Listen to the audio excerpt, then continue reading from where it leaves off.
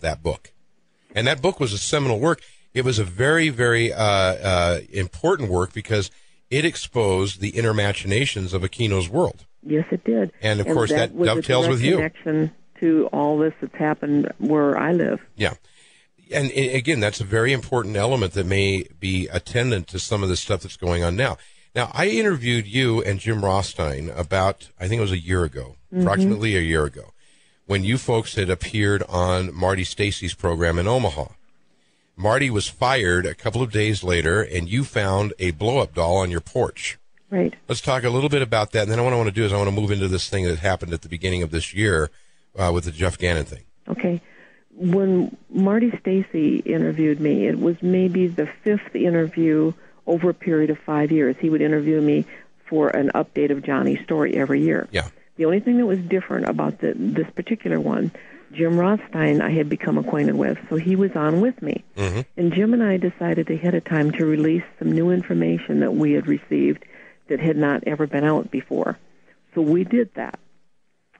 A couple of days later, Marty Stacy was fired, and the very same day he was fired, I heard a noise outside my door, and I didn't go out right away because I wasn't quite ready to go to work. And when I opened up my door to go, there was a life-size, anatomically correct, blow-up sex doll with a hole blown in the head. A bullet hole. Well, it looked like it had been blown apart, the head. Yeah, okay. And the hair on this doll was dark like mine. Okay. And it really rattled me because of what had just happened. So I called the police to come over to make a report on it. They came, and the first thing that the detective said to me was, "What has happened on Johnny's case recently?" Yeah. He knew to ask that because anytime there's been a rumbling or new information, something happens. It's like a little disguised threat to keep quiet or something, that you could read into that. So I told him that the only thing I had done was a radio program, and we had released some information that we felt was safe to release, but it was time to do it. Right. And that was the only thing different about that interview. And then I also told the police that Marty Stacy was fired over it. And then that happened to me. Well, nothing. I did lay low for about a week. I didn't go anywhere that I didn't have to go, and definitely not at night or anything, because because whoever did this came and was standing on the other side of my door. Okay. That's close enough, Yeah. And then after that happened, things got fairly quiet again. And then shortly after the first of the year, I started receiving phone calls from bloggers. And they were all asking me the same question, is Jeff Gannon your son? And I didn't know who Jeff Gannon was. I hadn't seen any of the TV coverage of when he was outed at the White House. He was a reporter, blog reporter, and it was discovered that he was getting into the White House using another name, and that Jeff Gannon was a pseudonym or a name that he picked, and that he, in fact, was leading pretty much a double life in which he was a gay prostitute and had websites of himself with a lot of nude pictures and things like that circulating around the Internet. Right. So then there was a great deal of controversy over him and what happened to him in Washington, but then on the other side, was he Johnny Gosch? And I had asked, through Jim Rothstein, we sent two men to Jeff Gannon's home to ask him if he would do a DNA test. Right. And he slammed the door on the people. Then, following that, I sent Jeff 3 separate emails, again asking for a DNA test. Yeah. And he didn't answer any of those. And then finally, we were asked to be guests on the Bo Dietl show, which was short-lived, and I think it only had 2 episodes, and then they shut the show down. I was curious, too. Yeah. And on that show, the first show, Jeff Gannon was not on there. It was Jim Rothstein, myself, and another blogger, Andy Stevenson. And we talked about the whole situation. Then they did another show in which Jeff Gannon was the guest. And on that show, he said, yes, he would take a DNA test. Well, then after the show, Jeff Gannon refused to take the DNA test. Mm-hmm.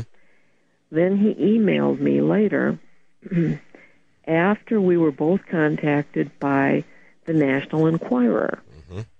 And the National Enquirer wanted to do a big story, but they wanted the story to include the DNA test. So they got back to me, and they said that Jeff Gannon suggested that we contact Dr. Phil and go on the Dr. Phil show and have them do the DNA test and then read it on the air live for all America to hear at the same time I heard it. Yeah. And I wrote back to Jeff Gannon and said, no, I'm not going to make it a circus. I said, we did it with dignity.